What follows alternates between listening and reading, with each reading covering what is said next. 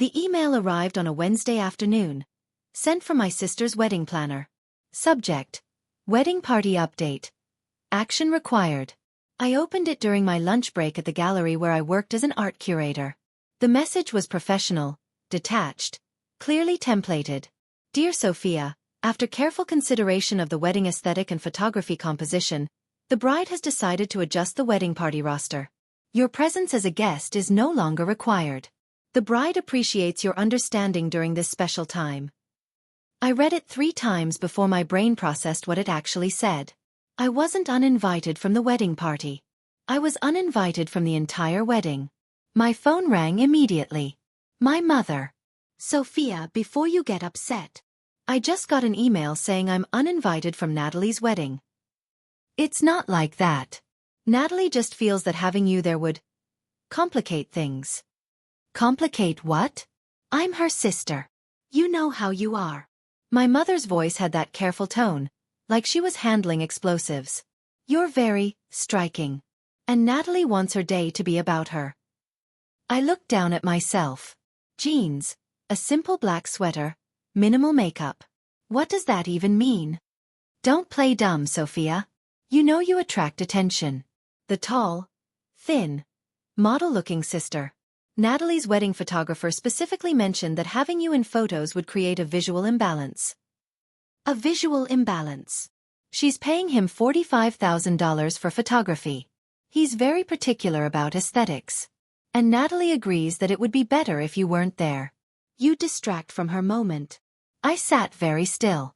So I'm uninvited from my own sister's wedding because I might look too good in the photos? That's a cruel way to put it. This is about Natalie feeling comfortable and beautiful on her day. Surely you can understand that. Is anyone else uninvited? Of course not. It's just, you're a special case. And everyone else is okay with this? Dad, Grandma, Aunt Carol. They understand this is Natalie's decision. It's her wedding. When is it? I asked, even though I already knew. June 4th. 2 months from now. The whole family will be there, obviously. We're spending the week in Martha's Vineyard, the venue, the rehearsal dinner, the brunch. Natalie rented a compound for everyone. Everyone except me. Sophia. I need to go, I said and hung up. I sat in the gallery's back office, staring at the email. The wedding photographer's concern about visual imbalance rang in my head. My entire life, summarized in one phrase. Too much, too distracting, taking up too much space. A memory surfaced, sharp and painful. I was 13, getting ready for our family Christmas card photo. I'd worn a red dress my aunt had given me. Nothing fancy, just a simple dress that happened to fit well. Natalie had been 16, going through an awkward phase with braces and teenage weight gain. I remembered her looking at me in that dress and bursting into tears. She can't wear that, Natalie had sobbed to our mother. She'll ruin the whole picture. Sophia, go change, my mother had said immediately. Wear the green sweater. The baggy one. But Aunt Carol gave me this dress specifically for the photo. Change. Now. I changed. And in the final Christmas card, I was barely visible in the back row, hidden behind my father, drowning in that oversized green sweater. That card went out to 200 people. Natalie had looked at it and smiled. This one's perfect. The pattern had been there forever. Natalie's piano recitals where I was told to sit in the back so I wouldn't block anyone's view, even though I was 12 and average height. School events where my mother would say, let's not make a big deal about Sophia being there.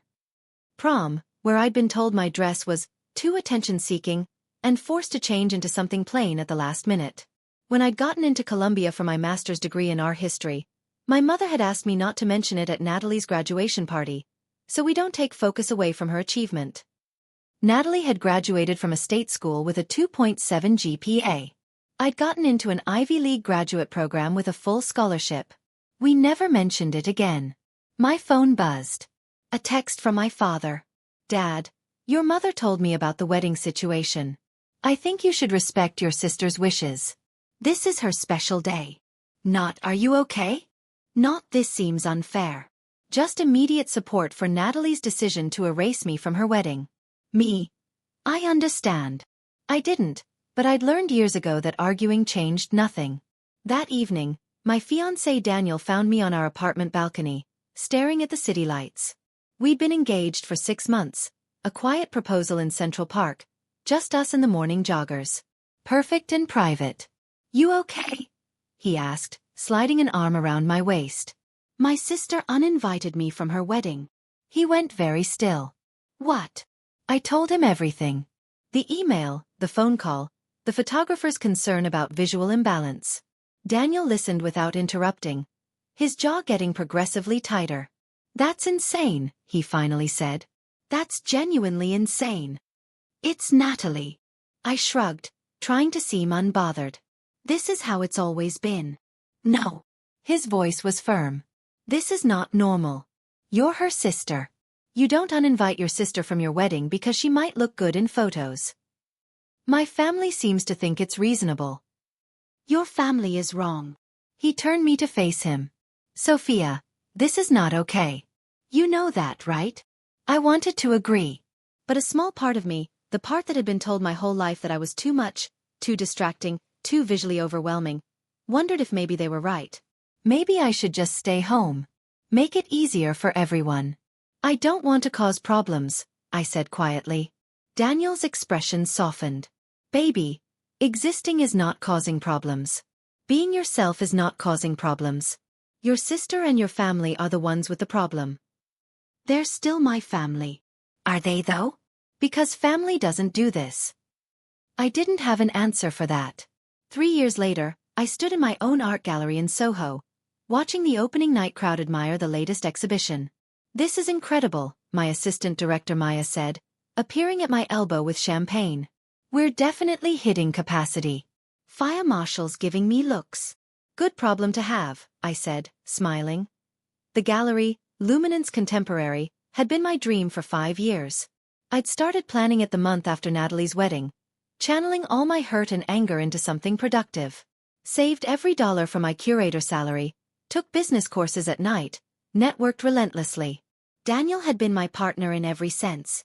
He'd invested $150,000 of his own money from his tech consulting business. His parents had invested another $100,000. We'd launched 2 years ago with a small space in Brooklyn, and 6 months ago, we'd moved to this Soho location. 2,500 square feet of prime Manhattan real estate. The gallery was worth approximately $2.3 million now. We represented 18 artists, had exhibitions booked through next year, and had been featured in Art Forum, the New York Times, and Vogue. My parents had no idea. After Natalie's wedding, which I'd watched via family members' accidentally public Instagram story, seeing my entire family celebrating without me, I'd made a decision. I stopped trying. Stopped calling. Stopped sharing my life with people who'd made it clear I was an inconvenience. At first, my mother had noticed. "You've been distant," she'd said during one of our increasingly rare phone calls. "Just busy with work," I'd replied. "Well, don't forget about family. Natalie's pregnant. We're having a gender reveal party next month." I wasn't invited to that either. I learned she was having a girl from Facebook. So I'd stopped checking Facebook. Stopped following their accounts. Stopped knowing or caring what they were doing. In that space, I'd built something real. "Sophia." A collector I'd been courting for months approached, beaming.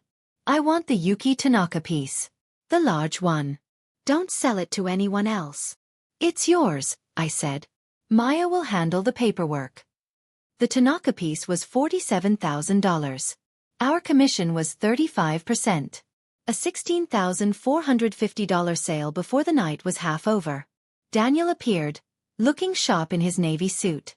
"Your artist from Barcelona just arrived. And there's a writer from ArtNet who wants to interview you."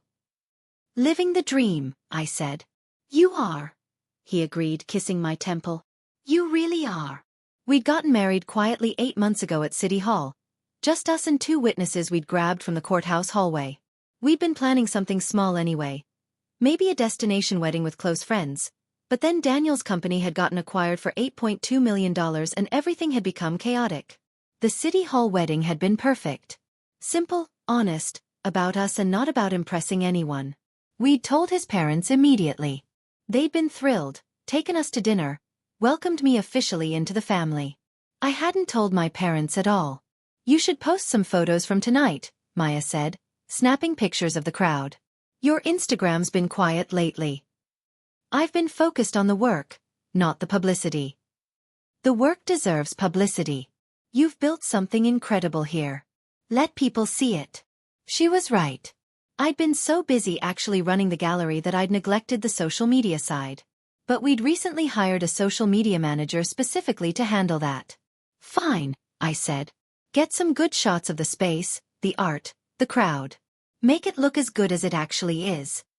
On it, boss. The opening was a massive success. We sold 6 pieces totaling $183,000. The ArtNet writer did interview me, asking insightful questions about my curatorial vision and the gallery's focus on emerging international artists.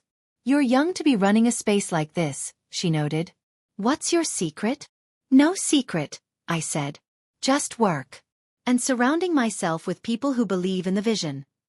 Family support? I paused for just a fraction of a second. My husband's family has been incredible. His parents were early investors and continue to be our biggest cheerleaders. That would be the quote she used in the article. Not a lie, but a careful omission. We closed the gallery at 11 and headed home to our apartment in Tribeca. A 2-bedroom we'd bought last year for $1.4 million. Daniel's acquisition money had covered the down payment. My gallery income covered the mortgage. We were doing well. Better than well. I'm proud of you, Daniel said as we got ready for bed. You've built something from nothing. Against odds. While your family wasn't even watching. They weren't watching because I stopped telling them anything. Exactly. You stopped waiting for their approval. You stopped trying to make yourself smaller so they'd feel more comfortable. You just did it. He was right. And I was happy. Genuinely, deeply happy in a way I'd never been when I was still trying to earn my family's attention. My phone buzzed on the nightstand. A text from my mother. Rare these days. Mom. Natalie's having another baby. We're so excited. Due in March. Not how are you? Not what's new with you? Just immediate information about Natalie. Me. That's nice. Congratulations to her. Mom. You should call her. She'd love to hear from you. I stared at the message. 3 years since the wedding. 3 years of minimal contact. And my mother thought I should call Natalie to congratulate her. I put the phone down without responding. Family? Daniel asked. Natalie's pregnant again. Mom thinks I should call. Do you want to? No. Then don't. It was that simple. Want versus obligation. I'd been living in obligation for so long that choice felt almost foreign. I deleted the message and went to sleep. The gallery continued to thrive over the next year. We had a waiting list of artists wanting representation. Our exhibitions were getting reviewed in major publications. I'd been invited to speak on 2 panels about emerging art markets. And through it all, my family remained blissfully unaware of my success. They still thought I worked as a curator at someone else's gallery, making a modest salary, living a quiet life. It was easier that way. No questions. No demands. No pressure to shrink myself. My phone had been quiet for months when Maya burst into my office one afternoon, eyes wide. Have you seen this? She thrust her phone at me. It was an Instagram post from our gallery account. A photo from our latest exhibition opening. Me in the center, surrounded by artists and collectors, the gallery glowing behind us. The caption detailed the success of the show, the artists featured, and our upcoming slate. The post had 340,000 views. How? I stared at the number. That artist from Barcelona, the one we featured? She reposted it and tagged her 2.1 million followers. Then a bunch of Art World accounts picked it up. It's everywhere. My personal account had been tagged.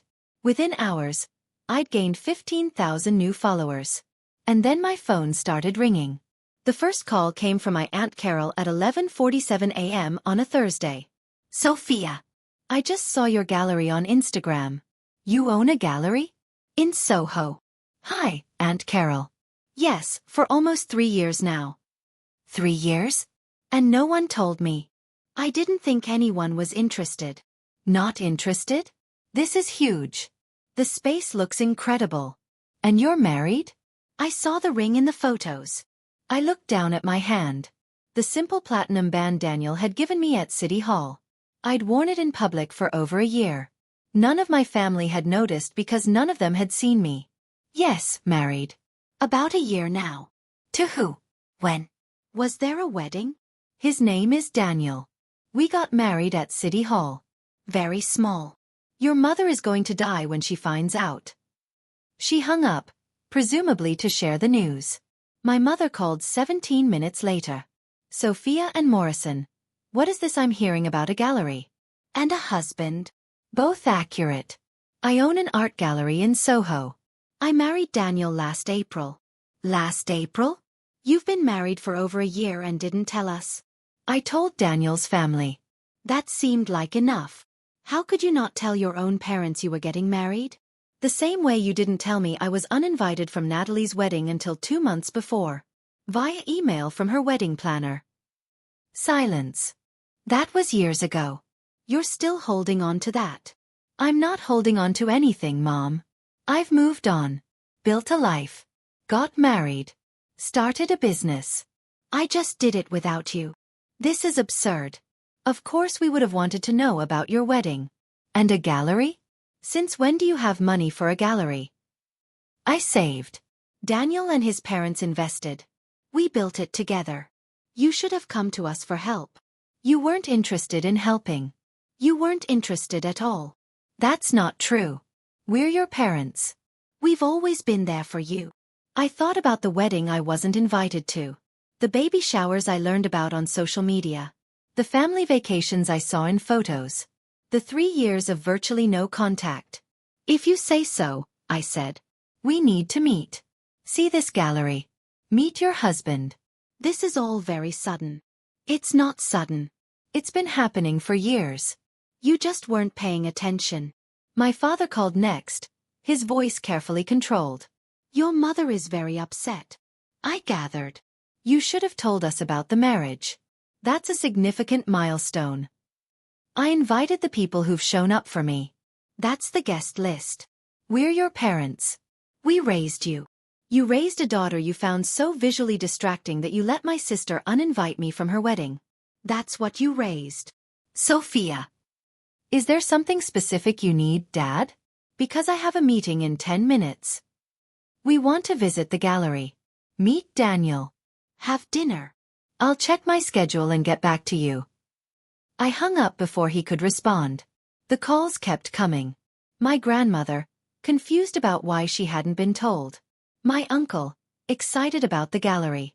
Cousins I hadn't spoken to in years, suddenly very interested in my life. And finally, at 4:37 p.m., Natalie. So you're just not going to tell your own sister you got married? That's really mature, Sophia. Hello to you too, Natalie. Everyone's talking about your Instagram, your gallery, your mysterious husband. You couldn't bother to tell your family? I told the family that matters. Meaning what? Meaning Daniel's family. They were at our wedding. All 4 of them. Which is 4 more than came from my side. You didn't invite us. Neither did you. Remember? I was too visually distracting. Might ruin your photos. Oh my God. Are you seriously still mad about that? It was my wedding. I wanted to feel beautiful. And I hope you did. I wouldn't know. I wasn't there. You're being incredibly petty. I'm being honest. You uninvited me from the biggest day of your life because you were afraid I'd look better than you in photos. That happened. I'm not making it up. Mom said you'd be difficult about this. Did she also tell you I've been married for a year and own a multi-million-dollar gallery? Or was that part not interesting enough to share? I have 2 kids, Sophia. I'm busy. I don't have time to track your every move. And I don't have time for this conversation. Congratulations on your pregnancy. I hope it's healthy. I hung up. Daniel found me that evening sitting on our balcony, phone silenced, wine in hand. 17 missed calls, I said. All from family. All within 6 hours of that post going viral. Timing seems coincidental, he said dryly, sitting beside me. They want to meet you. Visit the gallery. Have dinner. Suddenly they're very interested in my life. After 3 years of radio silence. After 3 years of me not trying anymore. What do you want to do? I thought about it. Part of me, the part that still remembered being 13 in that baggy green sweater, wanted to forgive immediately. To let them back in. To accept their sudden interest as genuine. But the larger part, the part that had built a business and a marriage and a life without them, knew better. I want to see what happens next, I said. Because I don't think this ends with them just wanting to reconnect. I was right. The next day, my mother texted. Mom, we'd like to come see the gallery this weekend. Saturday at 2 p.m. Me, we're booked with an exhibition opening. Maybe another time. Mom, Sunday then. We insist on meeting Daniel properly. Me, let me talk to Daniel about his schedule. Mom, also your father and I have been talking. We'd like to invest in the gallery. Become partners. Family business. There it was. I showed Daniel the text. He read it twice, then looked at me. They want in now that it's successful? Apparently.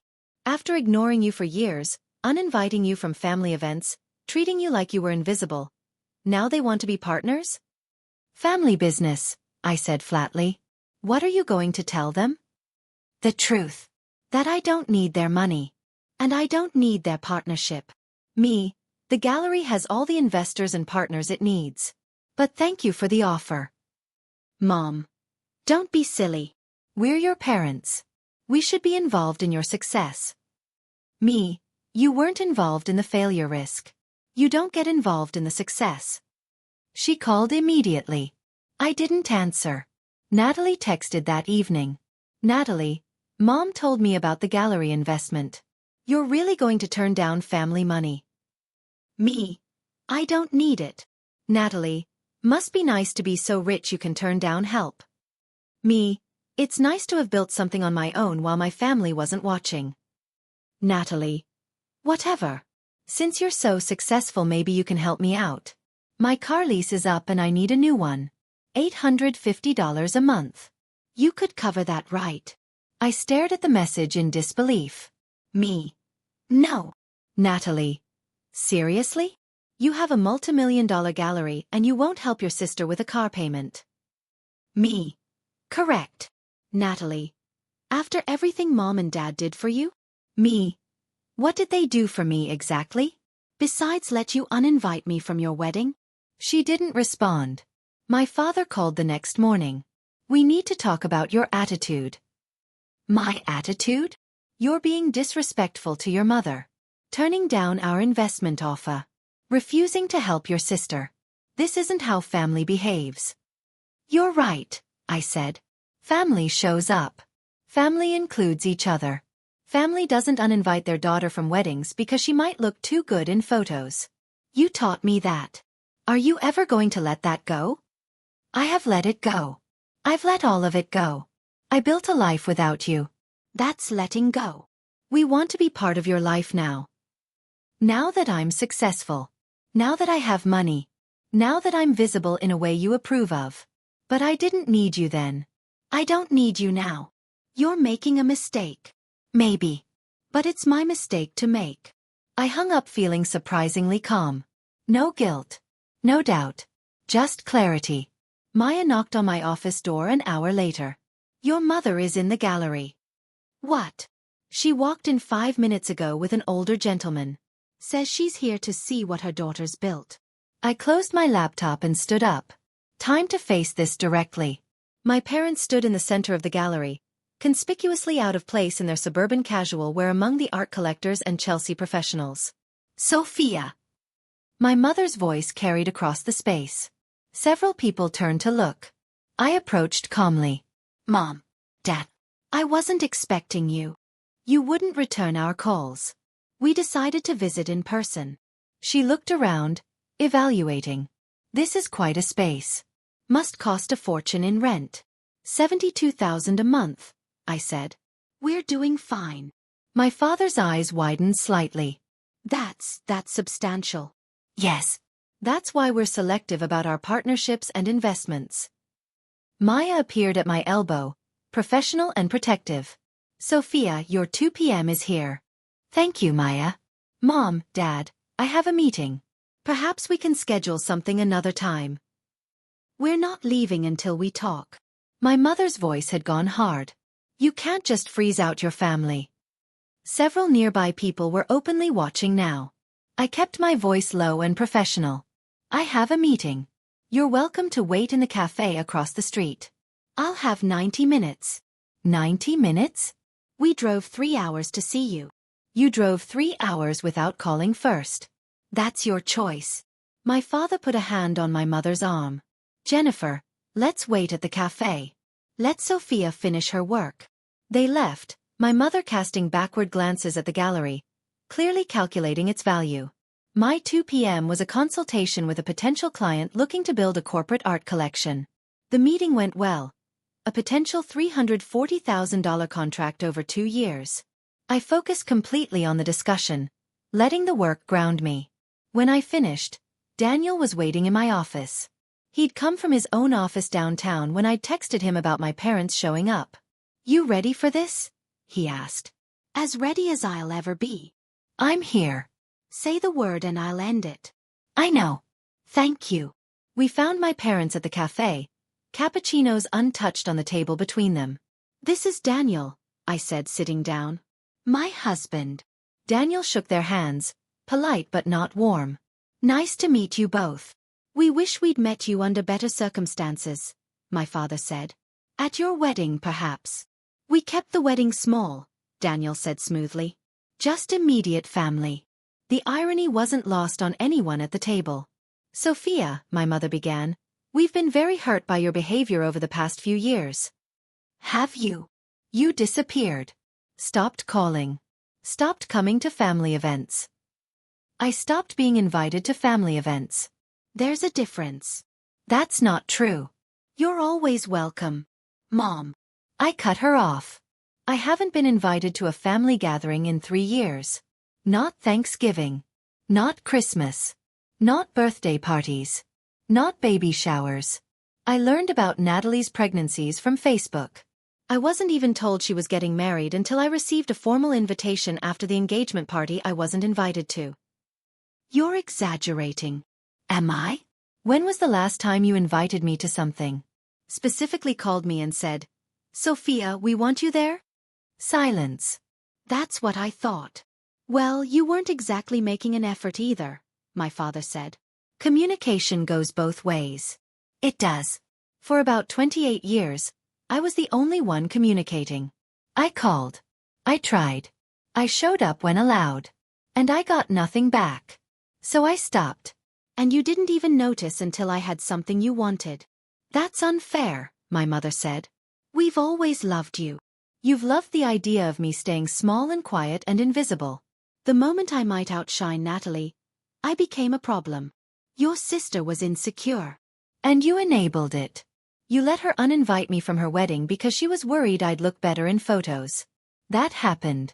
You allowed it. It was her wedding. Her choice. It was a cruel choice. And you supported it. You all did. My father leaned forward. Sophia, we didn't come here to rehash old grievances. We came to discuss your future.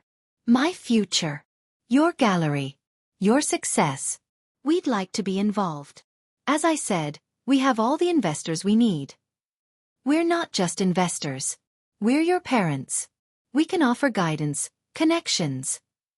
I don't need guidance. The gallery is thriving. It could thrive more with our help, my mother said.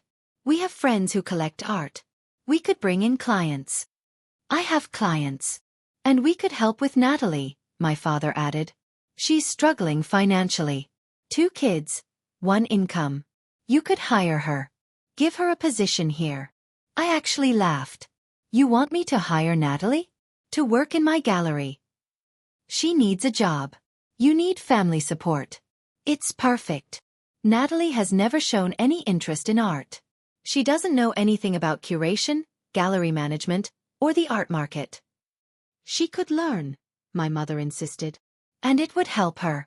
You have so much, Sophia. You can afford to share. Daniel's hand found mine under the table, grounding me. Let me understand, I said slowly. You ignored me for 3 years. You supported my sister when she uninvited me from her wedding. You've shown zero interest in my life, my business, or my marriage. And now you want me to give you investment partnership and hire my sister who has no qualifications. When you put it like that, that's how it is. We're family, my father said. Family helps each other. Where was that help when I was starting the gallery? When I was working 80-hour weeks? When I was terrified I'd fail? You didn't ask for help. I shouldn't have to ask. That's what you keep telling me.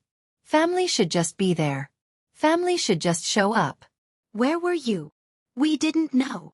You didn't ask. Just like you never asked about my life. My job. My relationship. You never asked because you didn't care. And now that there's something to gain, suddenly you care very much. My mother's face had gone red. You're being incredibly selfish. Am I? Or am I just finally putting up boundaries?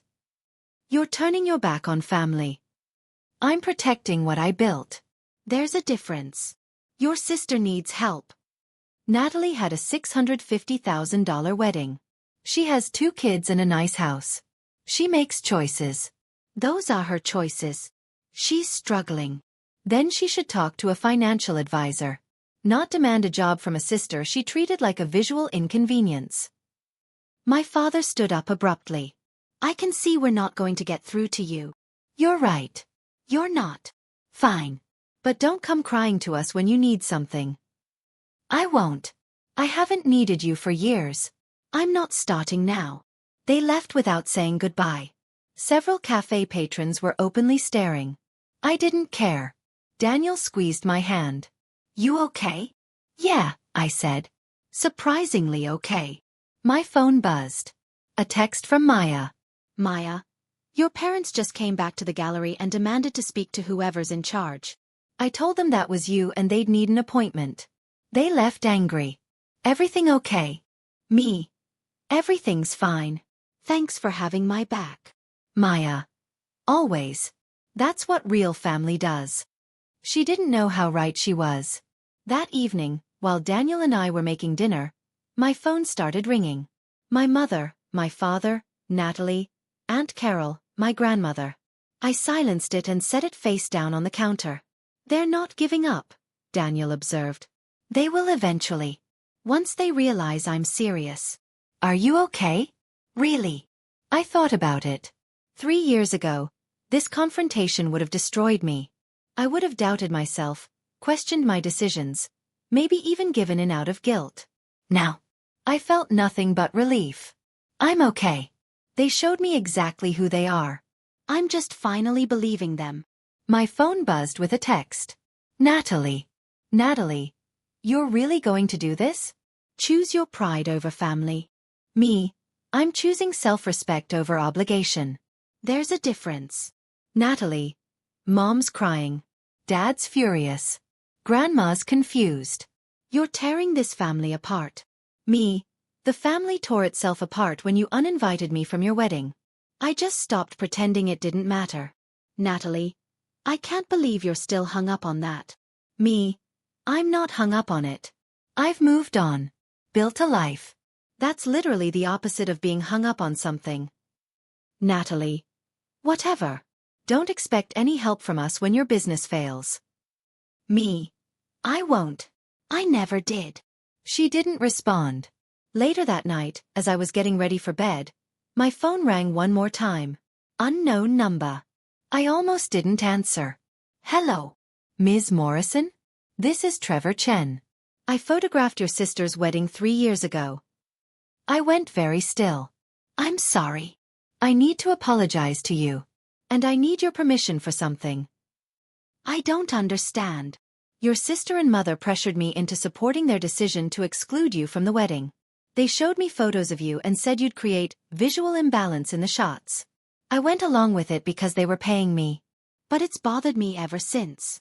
I sat down on the bed, processing. Why are you calling now? Because I saw your gallery's Instagram. Your life. Your actual wedding photos that someone tagged me in. And I realized, those photos are what a wedding should look like. Joy. Real connection.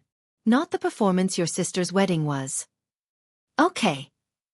I'm featuring wedding photography on my Instagram next week. 200,000 followers. I want to feature your Santorini photos alongside your sister's wedding as a comparison. Real joy versus staged perfection. But I need your permission. My heart started pounding. You want to publicly compare our weddings? I want to show what authentic celebration looks like. Your photos, the ones your photographer took, they're extraordinary. They went mini-viral in photography circles. You looked happy. Actually happy. Your sister's wedding looked like a production. Beautiful but empty. What about my sister? She signed a release giving me rights to use the photos for promotional purposes.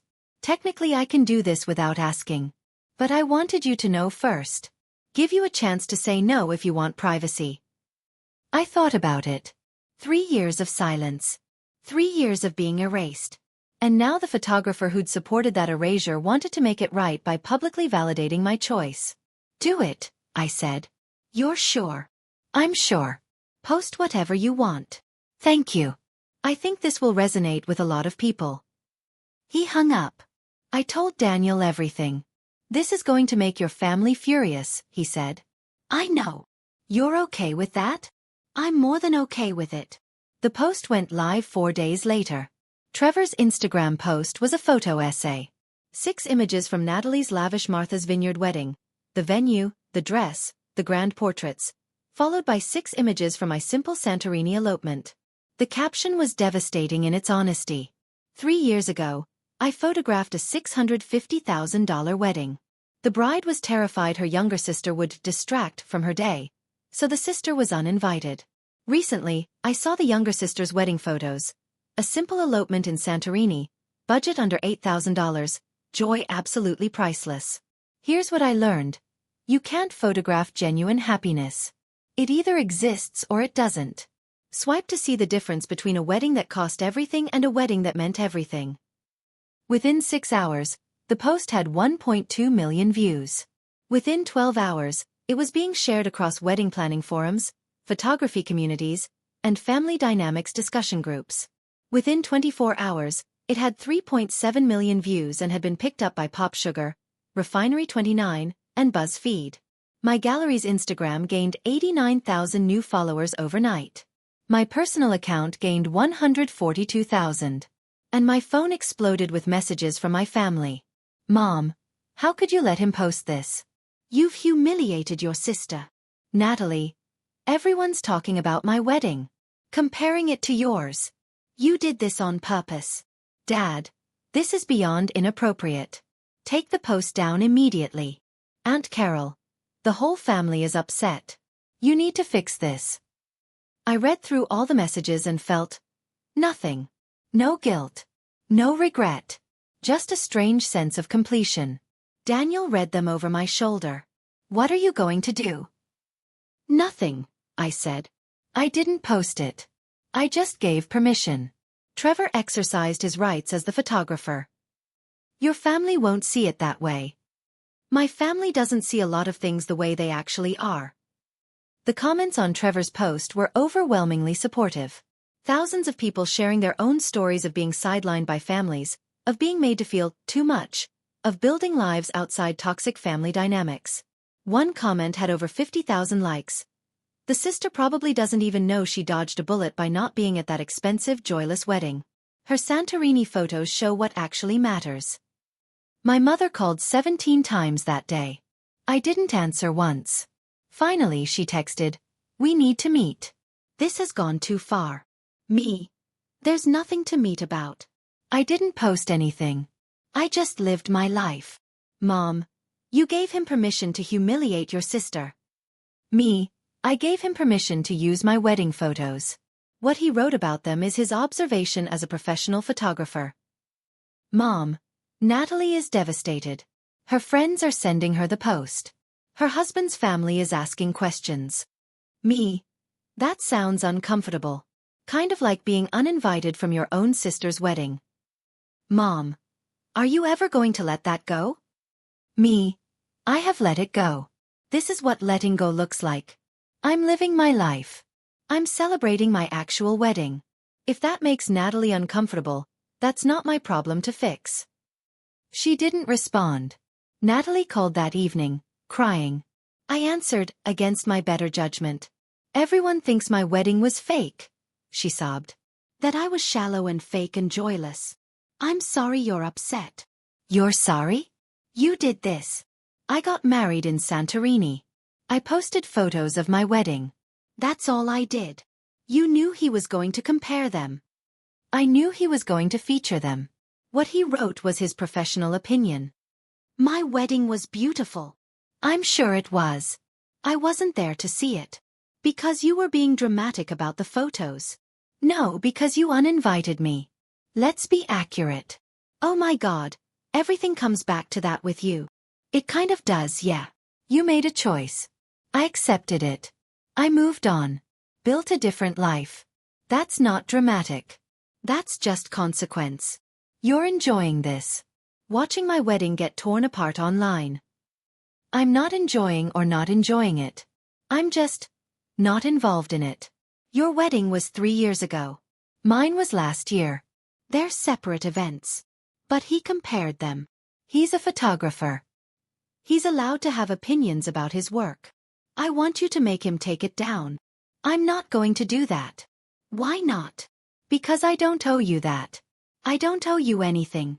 She hung up crying. Daniel found me on our balcony an hour later. Still okay. Still okay. Is that weird? No. It's growth. You're not responsible for managing their feelings about their own choices. Natalie seems to think I am. Natalie spent her whole life having people manage her feelings. You're just not doing it anymore. He was right. And I felt lighter for it. The next morning, I had a consultation with a new client. A tech CEO looking to invest in emerging artists for her office building. The meeting went perfectly. She signed a contract for $280,000 worth of curated art over the next year. I saw that Instagram post, she mentioned at the end. The photographer comparing weddings. That was you, wasn't it? My wedding, yes. I hope you don't mind me saying, but your photos were beautiful. They felt real. The other wedding looked like a magazine shoot. Thank you. There's something powerful about choosing authenticity over performance. In business and in life. I think that's why I wanted to work with your gallery. You seem to value the real thing. After she left, I sat in my office thinking about that. Authenticity over performance. That's exactly what I'd chosen. And not just in my wedding. In my entire life. The gallery continued to thrive. We signed 3 more major artists that month. My speaking engagement requests tripled. We were featured in Architectural Digest for our exhibition design. And through it all, my phone stayed mostly quiet. A few texts from family members asking me to smooth things over, which I ignored. One message from my grandmother saying she was disappointed in how I'd handled things, which I read and deleted. 6 months after Trevor's post, Daniel and I were planning our first anniversary trip. Back to Santorini, to the same cliffside venue where we'd gotten married. Should we post photos? I asked. Or is that poking the bear? Post them, Daniel said. Live your life loudly. Stop shrinking to make other people comfortable. So I did. We went to Santorini. We had an amazing trip. We took beautiful photos. And I posted them with a simple caption, 1 year later. Still the best decision we ever made. Red heart. The post got 450,000 views. Thousands of supportive comments. And one text from my mother. Mom. I see you're in Santorini again. Rubbing it in Natalie's face. Me. I'm celebrating my anniversary. This has nothing to do with Natalie. Mom. Everything you do is calculated to hurt her. Me.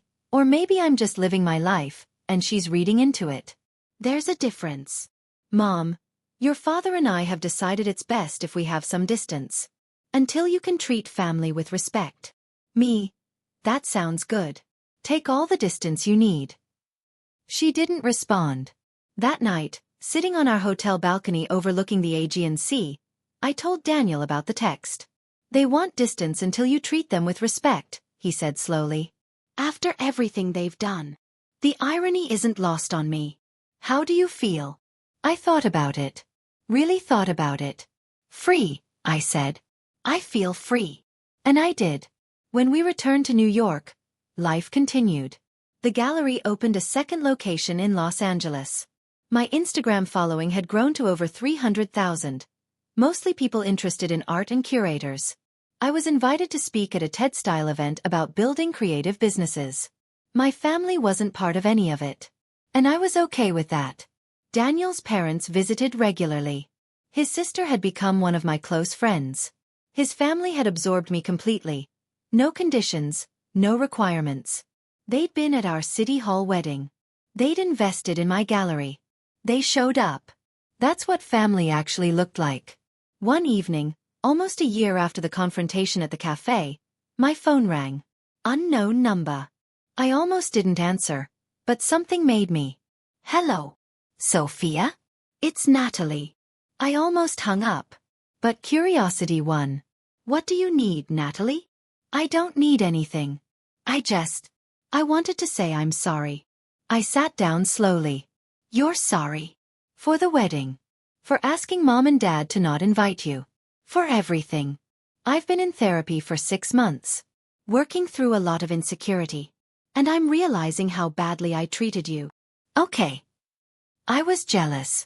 You were always prettier, smarter, more successful. And instead of dealing with my own feelings, I made you smaller. I asked everyone to make you smaller. That was wrong. Yes, it was. I don't expect you to forgive me immediately. But I wanted you to know I'm working on myself. And if you're ever open to it, I'd like to try to have a relationship. On your terms. With boundaries. Whatever you need. I was quiet for a long time. I appreciate the apology, I finally said. But I need you to understand something. Whether or not we ever have a relationship, my life doesn't have a space waiting for you. I've built something. With people who've shown up. Who've been there. You haven't. And I'm okay with that. I understand. If you want to try, it starts from zero. Not from sisterhood. Not from family obligation.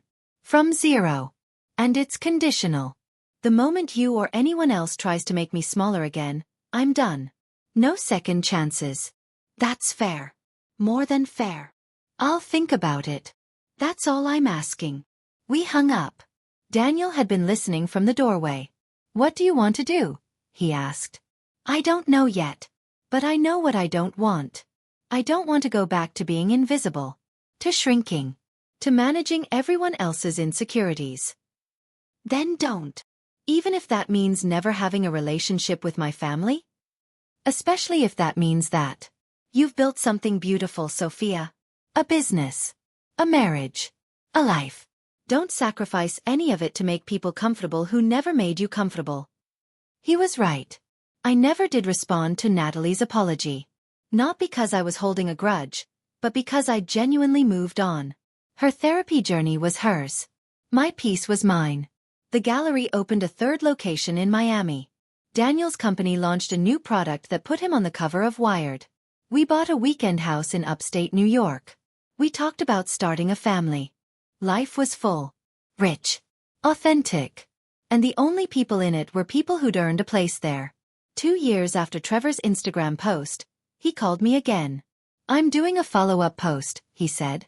5 years after your sister's wedding. Checking in with both brides. Would you be willing to share an update? What kind of update? Just where you are now. How life's turned out.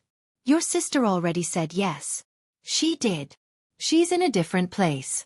Wanted to share her journey. But I wanted both sides of the story. I thought about it. 5 years since that wedding I wasn't invited to. 5 years of building a life on my own terms. Okay, I said. What do you need? The post went live a month later. Side by side, Natalie, talking honestly about her struggles with insecurity and how her lavish wedding had actually masked deep unhappiness. And me, talking about building a business, a marriage, and a life centered on authenticity. The post went viral again. 5.2 million views. But this time, the comments were different. Less about comparison, more about growth. People celebrating both of us for being honest. Natalie texted me after the post went live. Natalie, thank you for doing that. For being willing to tell your side. Me, thank you for being honest about yours. Natalie, maybe we could get coffee sometime? No expectations. Just coffee. I looked at the text for a long time. Me, maybe. Let me think about it. Natalie, that's all I'm asking. I did think about it. 4 weeks. And eventually I said yes. 1 coffee. Neutral location. Strict time limit. We met at a cafe in Brooklyn, halfway between our apartments. Natalie looked different. Softer somehow, less performative. Thank you for coming, she said. 1 hour, I reminded her. I know. I respect that. We talked carefully, like strangers learning each other. She told me about her divorce, her therapy, her kids. I told her about the gallery, my life with Daniel. We didn't talk about the past. Not really. At the end of the hour, she walked me to the subway. Could we do this again sometime? She asked. Maybe, I said. We'll see. That's progress, she said quietly. I'll take it. I didn't know if we'd ever be close. Didn't know if we'd ever have a real sisterhood. But for the first time in my life, I wasn't interested in forcing it.